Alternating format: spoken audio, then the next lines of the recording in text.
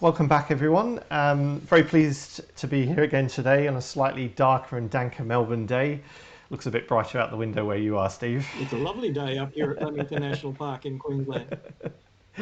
It's a great pleasure to be joined here by Steve Noakes. Steve is the chair of Binna Burra Lodge. And Steve, welcome. First thing I wanted to ask you was to tell me a little bit about the connection you have to Binna Burra and why Binna Burra is such an important place. Oh, thanks, Simon. Thanks for having me today. Binna Burra is important to many generations of people here in Australia and around the world. The business was formed in the Depression years back in the 1930s. And there's so many generations of people with many strong and different connections to this part of the hinterland region of the Gold Coast.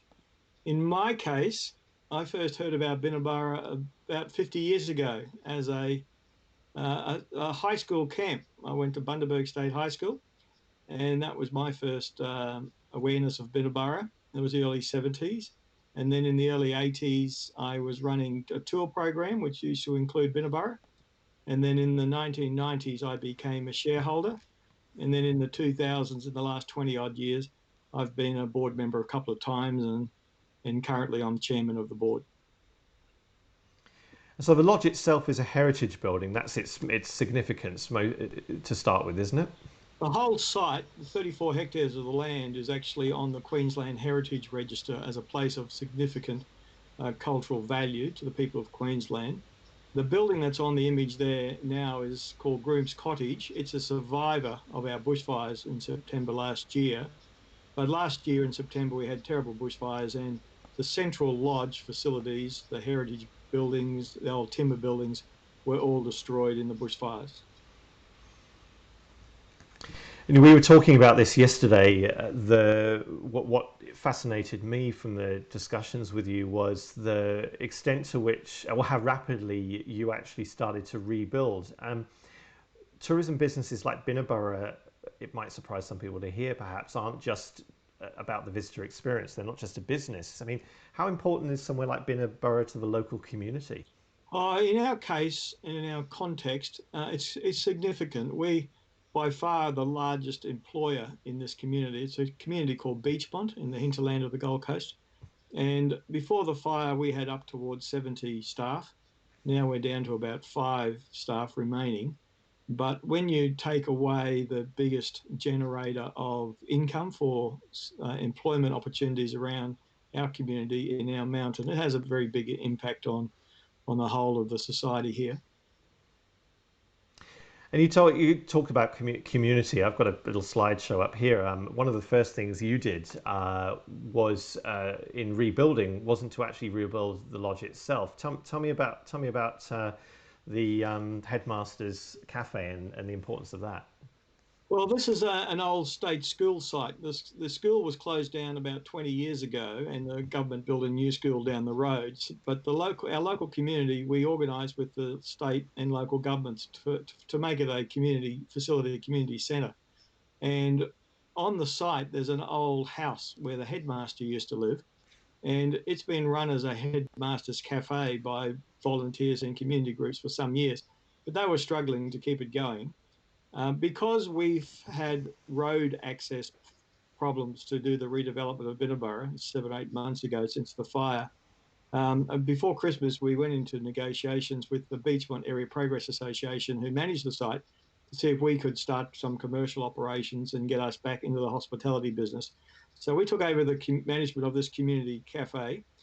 We were able to bring our liquor license down after a lot of negotiation with our liquor commission, and that was good because that's the first time in history we've been able to have a cold beer on tap legally in this community.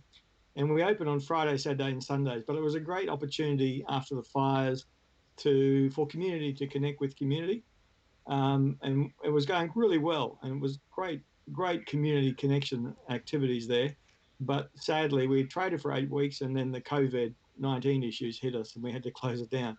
So we're still recovering from the bushfires, and now of course, as an operator, we've been hit like everybody else with the impacts of COVID-19.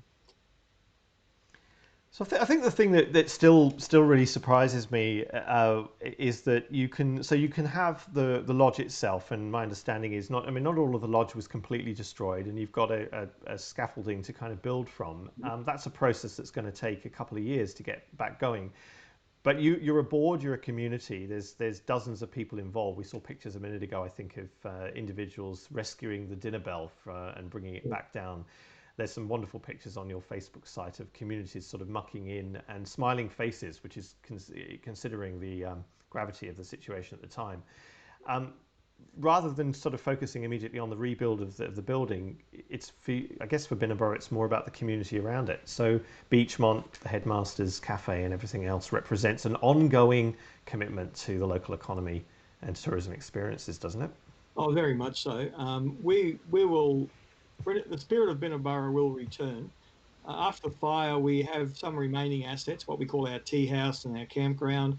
And we have some very nice accommodation we call the sky lodges. They were damaged in the fire, but they're under repair now. So when we have the opportunity to reopen the site, we have something to start with.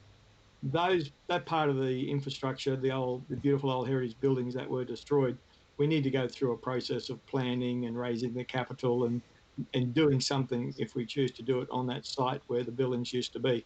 But that's going to take time, as you mentioned. That process for the process to open once we get the road open and COVID-19 allows us, hopefully sometime in the second half of this year, we'll be able to have activity again on site. In terms of rebuilding that part which was lost, that might take a couple of years. But in this interim period, we the Binna Burra brand or the Binna Burra message is very strong in our local community, but wider than that community also. So we're undertaking a lot of activities to keep our brand alive, our message alive, and keep connection with people who in the future will hopefully come back and visit us as day trippers or for overnight visits. And that community is quite extensive. Tell me a little bit about the people who are involved in some of the decisions that you'll be making with a view to heading forward on rebuild. You've both got sustainability issues, obviously, with fire, but also you're heavily involved with the academic community as well. How are you using those resources to build something better? So we're in a fortunate position where, because Binna Burra has been around for so long as one of the pioneering Australian ecotourism businesses, has got lots of connections. In fact, back in 1933, in December, when the very first Christmas camp was held at Binna Burra, the first group that came to the lodge was from the University of Queensland, and that was the only university in Queensland at the time. And over the last 90 years, universities and schools and all sorts of education and research institutions have used Binna Burra for various activities, for education, for training, for research activities. And we're going into a new phase of formalising that. We call it Science Matters at Binna Burra, and we have a science advisory group. We have two co-chairs, very distinguished professors. One, Roger Kitching, who's a world expert in subtropical rainforest and ecology issues, and Professor Diane Dredge, who's a wonderful contributor to some outside the box thinking in terms of sustainable tourism issues and responsible tourism issues. So they're leading that connection with the academic community. Since the fire, I've got a database of about 3 dozen really significant researchers around Australia from a dozen odd universities who've offered to contribute something to help us in our recovery process. And they could be a whole range of issues to do with the physical sciences or biological issues and social sciences. And so Binna Burra has always been a bit of an incubator for good ideas in terms of the way that we humans interact with natural environment. And we'll take the opportunity to enhance our knowledge in that area as we go forward with the new Binna Burra. Well, it just sounds incredibly positive. You've already mentioned the opportunity then coming out of this crisis. Touch wood, if we have those chances in due course, will be for people to still visit the area and contribute something back to the economies that depended on tourism before and will continue to depend on tourism. You have one project in the offing which is quite unique. You mentioned that I think would be in Australia first. Is that right? That you're developing at the moment? That's right. Just before the fire, we got an announcement, a confidential announcement, after an extensive competitive bidding process to to build innovative new tourism products in Queensland, and the state government had awarded us funds to build Australia's first commercial Via Ferrata. Now, Via Ferrata is an Italian word that means iron path, and it's a very popular activity throughout Europe and North America and New Zealand, but not so much knowledge about it here in Australia. So we'll be building, and the work started already. I'm planning on this to build Australia's first commercial Via Ferrata. And the easiest way to describe it is it's a bit like you imagine walking over the Sydney Harbour Bridge climb, but put it on a cliff face. And you have harnesses and safety gear, you have a guide, and that'll be a very important part of the adventure tourism experience that Binna Burra will offer in our post COVID-19 era. That's wonderful. So, Steve, what? Obvious question. What are your hopes for the future? I mean, you've been in this region long enough, and you know enough people. You've seen a lot of changes. What do you think? What are you most looking forward to? Well, when we got hit by the fire last year, my first reactions when I was speaking with the media was to say that Binnaburra has been going for 86 years, and we've just been hurt by a fire. But let's think of the next 86 years, and let's think that we're halfway through a journey of 172 years. That's our planning horizon. We're at the midpoint now.